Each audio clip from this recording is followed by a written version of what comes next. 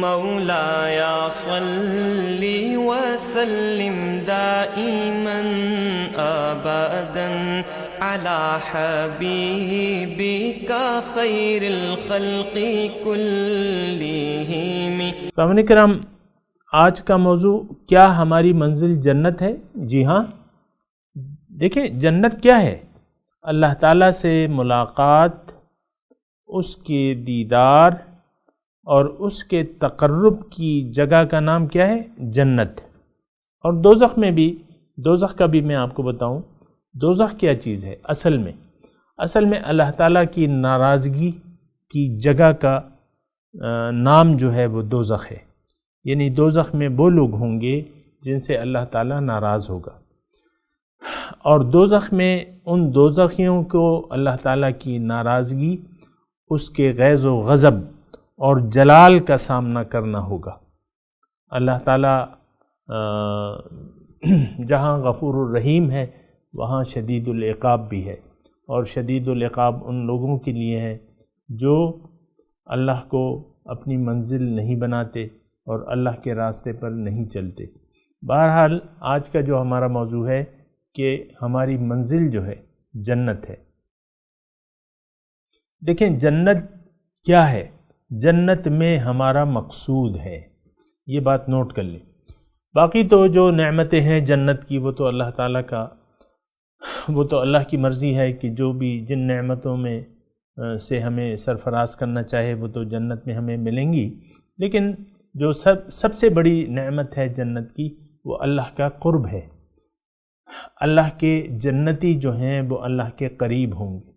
جنت میں اللہ تعالیٰ کے دیدار کے مواقع ہوں گے،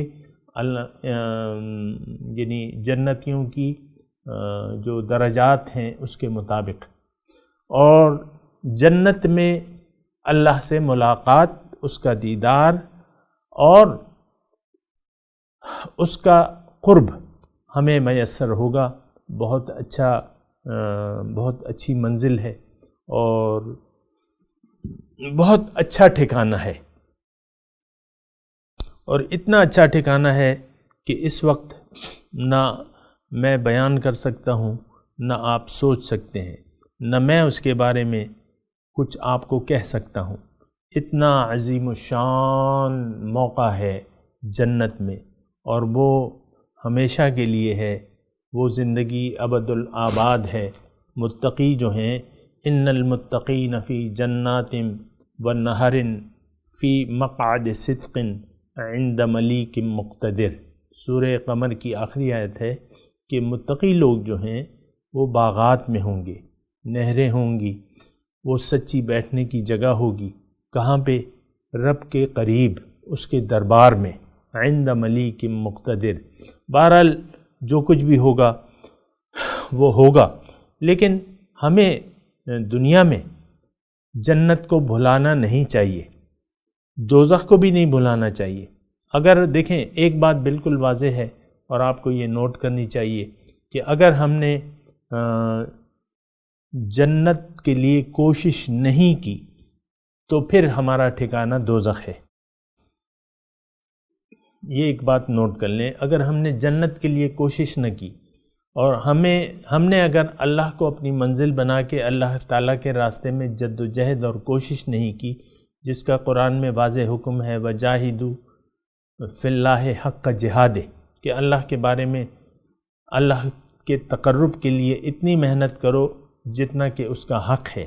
اتقوا اللہ حق تقاتہ، اللہ تعالیٰ کے راستے پر چلنے کے لیے اللہ کا تقوی اختیار کر لو جتنا کہ اس کا حق ہے۔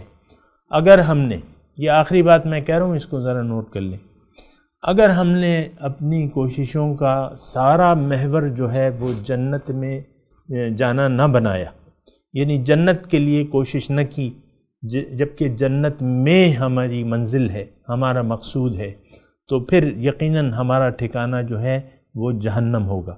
یہ بات ذرا نوٹ کر لیں۔ وآخر دعوانا ان الحمد للہ رب العالمین۔ مولایا صلی وسلم دائما ابدا على حبيبك خير الخلق كلهم